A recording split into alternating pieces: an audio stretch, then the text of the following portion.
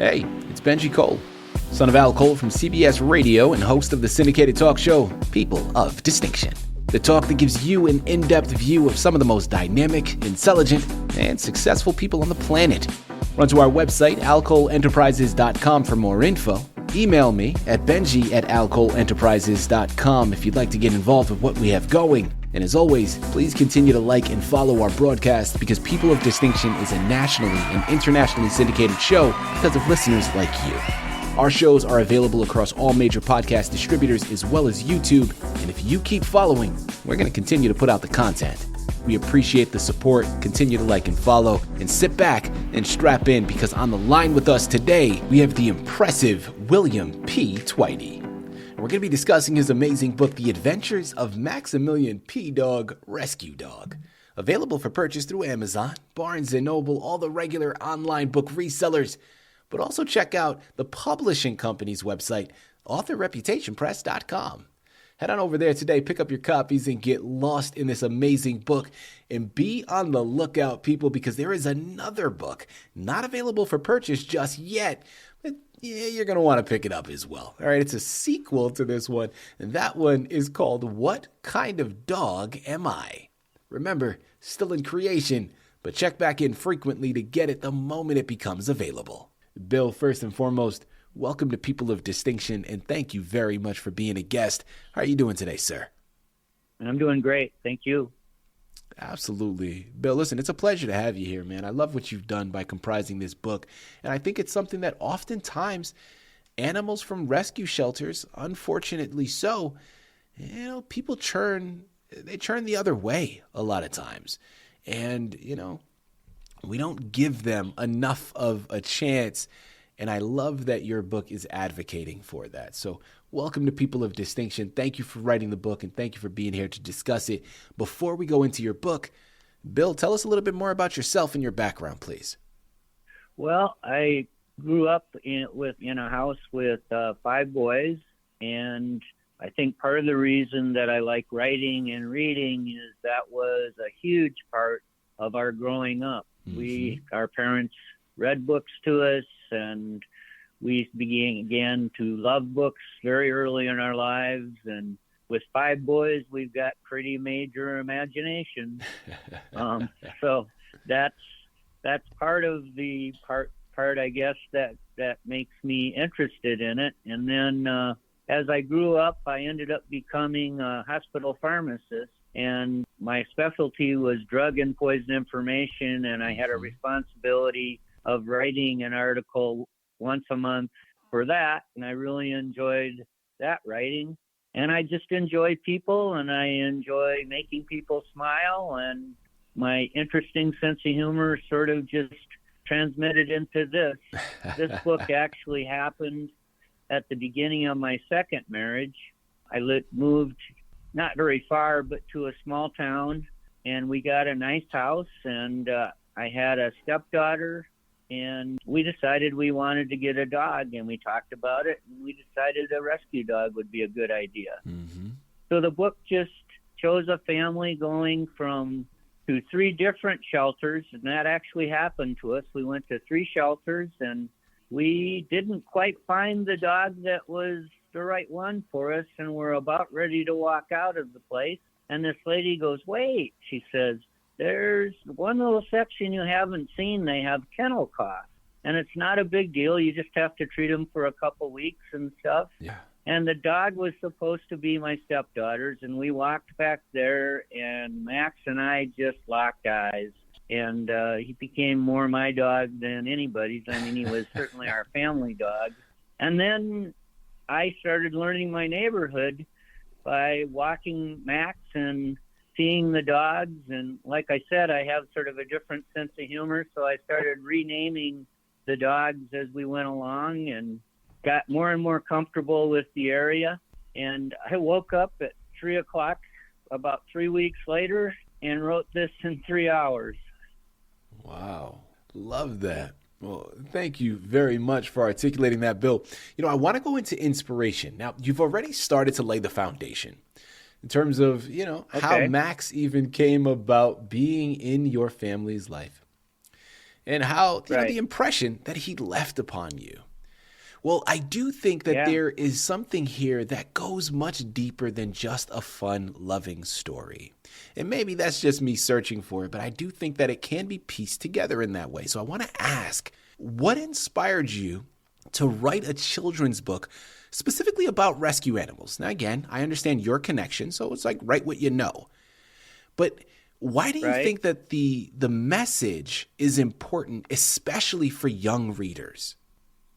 Well, I mean, it's the other part of my family was we were always taught that respect and integrity were really huge things, and that anytime that you look in society and you have the opportunity to add to it rather than detract from it, some of what's going on now makes that even more important.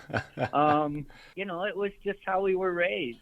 So if you have an opportunity to do something that enhances not only your own life, but other people's or the world you live in, that was just what our family was about, I think. And so it was a pretty natural thing that way.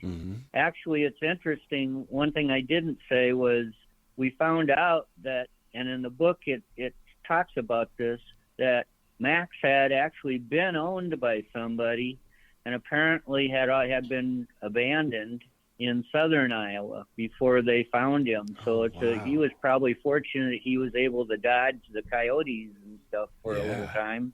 So he was a legitimate rescue dog because he had some form of a life, but obviously hadn't worked out, and then he got a new lease on life. Bill, my follow-up question that I want to go into is, something that I touched up on before and you also hinted towards, right? Adopting rescue animals oftentimes comes with challenges, right? I mean, they're imprinted in a certain way, right? If they've had previous owners, there may be a certain type of upbringing that they've had that now, to make sure that they fit into your family properly, there is a reprogramming of sorts that would need to happen. Or certain health complications. And you mentioned, with regards to Max, he had kennel cough when you first got him. And that was something that, of course, needed to be treated. Not something extreme, but is also a factor to play and to highlight, right? To understand. Well, I'm curious, in your book, is that something that is highlighted in terms of the balance there of, the rewards of adoption, while also acknowledging the challenges that come along with it? Maybe implied, but I guess I just wrote the story, and for us, it never really became a challenge. He was just the right dog for us. But I can see what you're talking about. I don't think he had the challenges that a lot of the animals you see on the commercials and so forth have gone through. And I think he was so young that maybe that just having a loving family was all he needed. And I think the people at the rescue shelter had treated him well at that point, too. I can't remember how long he had been there, maybe a month or two, something like that. So he had maybe had some of that transition there, more than what we experienced. But I can certainly understand what you're talking about. Right. Bill, without further ado, we've discussed a lot of other aspects.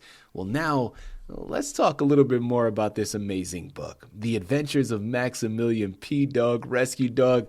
Tell us a little bit more about the words on those pages. So, the book just is the experience of our family going to these rescue shelters. And what I tried to add to it, though, was the love of books. And I think Dr. Seuss influenced me. There's a lot of rhythm and repetition in the book, and it's kind of designed for just a 2 or 3 year old that you read the book to, like Green Eggs and Ham and things like that, where they can't read, but after 2 or 3 times of telling them the book, they start telling it to you. So I think that happened quite a bit. And then I added a little bit of maybe Yoda from Star Wars, because I had a little different a little different order of some of the words I had. When the family would go to the shelters, they would look and look and look, and they did not see the dog that would be theirs. And that was repeated a few different times in the book. Just some certain phrases that people seem to have appreciated and helped them relate to the book better. Mm-hmm. It's also designed for kids that are just learning to read. It's fun for one thing, and they can relate to the dog part. And then I added just a little bit of syllable aspect to it. I remember when I was learning to read, syllables were a little bit of a challenge to me. Yeah. So it can be used in that area as well. Love that. I absolutely love it. People, again, we're here on the line with William P. Tveite. We're discussing his amazing book, The Adventures of Maximillian P. Dogg, Rescue Dog. While you're at it, check back in frequently because this is a series of books. And there's a second one still in creation, but will be available very shortly, called What Kind of Dog Am I? Amazon, Barnes & Noble, AuthorReputationPress.com are the places you have to go. Well, listen, as a parent myself, I love what you're talking about here, Bill, because there's so many aspects that I can absolutely get behind, right? The power of repetition is key, but also you're talking about in terms of, the syllables, consonants, and learning to read. Right. I have a toddler right now, and she loves books. We read to her every day, and she just gravitates towards it, and she loves it. But of course, we're not quite there yet where she's learning to read. But that is a big thing that we're doing, right? Is just stressing certain words and highlighting the consonants and the syllables to really help formulate the placement of those sounds in her mouth, so that when she's ready to take that leap, this is something that's already natural to her. It's already something that she's done a bunch of times. So it really is laying down the foundation right now to be the building blocks for her reading journey as she continues to grow. I love what you're saying here. Bill, as we start to close out, this is, again, a book that is written primarily for entertainment, but there is a lot of educational aspects to it as well. Well, if there's one thing you're hoping that people take from the book, whether it's children, parents, or, the culmination of the two, what are you hoping your readers take from the book upon completing it? Well, really, the primary thing is just that they're entertained and that they enjoy the process of it. Maybe it's one of the steps that they would take to be loving books more and more. I think in our society, with all of the electronic stuff, having a love of books is not as common as it used to be. Yeah. And I think that's a really, really important thing in somebody's early life. There's so much opportunity you have with that. And I'm 69, so I don't do as well with some of the technology and so forth. So I'm sure I'm missing out on that. But to have a mix of like some of the older things like written books and the great pictures that are in this, I was very, very fortunate to have Gregory Steele be my illustrator. He's just amazing. If you even Google Gregory Steele artist, you can see some of his work, but it's really good, and he's still doing it. So that would be my take with it, I guess. It's just been a lot of fun. I get a lot of things back. I mean, it would be a lot of fun if it became a little bit more recognized. If the character itself became something I could use promote, causes, that'd be great. I know you've been involved with movies, Benji, so that would be wonderful. And logos on golf balls are really important. Yeah. So, for me anyway. But the bottom line is it's fun to make people smile. Yeah. Well, hey, listen, Bill, we could have an hour-long conversation on just that because it seems like that's in pretty short supply nowadays. I mean, there's so much division happening right now. Making someone smile does not seem to be a priority at the moment. I love that you just said that. I think that that's a loaded statement in and of itself. But people, there's there's a lot happening here. There is so much to be gained and so much that he offers. I could sit here, I could talk to him for hours, man. I thoroughly am loving this discussion. I could easily see this being developed into a series, right? A children's series on YouTube, on the television, to just really to help instruct children, to help them along. Because like I mentioned when we first started, man, that cute little fur ball on that cover, you know, he's someone that a lot of people are going to want to follow. Not just children, a lot of adults out there as well. And it's going to be sure to bring a smile to your face as well as your children. So one last time, it's called The Adventures of Maximillian P. Dogg, Rescue Dog. Available through Amazon, Barnes & Noble, and of course, authorreputationpress.com.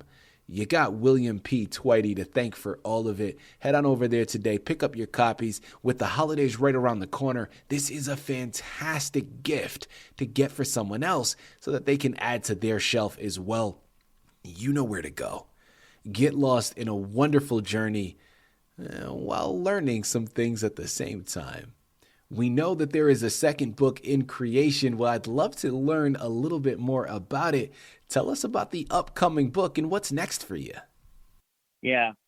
When I would start walking Max, and people would stop us and say, "Oh, that's a nice dog. What kind of dog is he?" And then so in What Kind of Dog Am I? Max actually becomes the narrator. And he walks the guy, they go walk together. But Max is the one talking. And so at the beginning of the book, he doesn't care what kind of dog he is. But he has interactions with 3 different people. Like the first one's a dad and a little girl. And the dad stops him and says, "What kind of dog is he?" And before anybody can say anything, he says, "I think he looks like a beagle." And so that next page, you see Max with a cartoon image over his head of a beagle, and he goes, "Nope, not that." So he does this 3 times, and he has a Shih Tzu, and I forget what other one I used. And at the end of the book, Max wants to know what kind of dog he is. And so what he does is he says, "I wonder what kind of dog I am." So he thought, and he thought, and he thought some more. And he said, "I know what kind of dog I am. I'm the best kind of dog. I'm a rescue dog." So that would be the second book in the series. And then it would open up even more of an audience from the rescue dog standpoint. Bill, this has been a true pleasure, man, an absolute honor. I really do mean that. Thank you for the wonderful discussion. Thank you for creating this amazing book. But most importantly, thank you for being a guest on People of Distinction. Thank you very much.